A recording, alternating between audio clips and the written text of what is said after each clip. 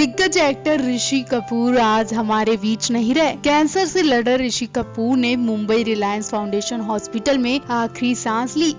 ऋषि कपूर के साथ बिताए पलों को पूरी फिल्म इंडस्ट्री याद कर रही है। हर कोई जानता है कि ऋषि कपूर एक अच्छे एक्टर ही नहीं थे, बल्कि वो एक अच्छे पति और पिता भी थे।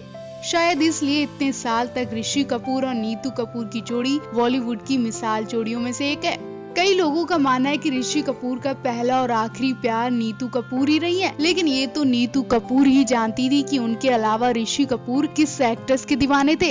एक इंटरव्यू में नीतू कपूर ने बताया था कि ऋषि कपूर शादी के बाद भी अपनी सी कम उम्र की एक्ट्रेस को डेट करते थे और पकड़े जाने पर बिल्कुल सीधे बन जाते थे। नीतू कपूर ने बताया था कि कई बार वो ऋषि कपूर की इन हरकतों से इतना परेशान हो गई थी कि घर छोड़कर चली गई थी। नीतू कपूर ने बताया था कि शादी से पहले ऋषि कपूर एक्ट्रेस यास्मीन को डेट करते रहे। इसके बाद ऋषि कपूर डिम्पल कपाड़िया के प्यार में अंधे हो चुके थे, लेकिन राज कपूर की वजह से इनका रिश्ता ज्यादा दिन रुक नहीं सका और फिर ऋषि कपूर ने नीतू कपूर से शादी कर ली।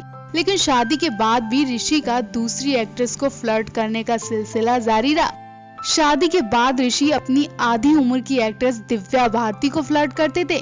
नीतू ने बताया कि वो सब जानती थी, लेकिन कुछ भी बोलने पर लड़ाई हो जाती थी।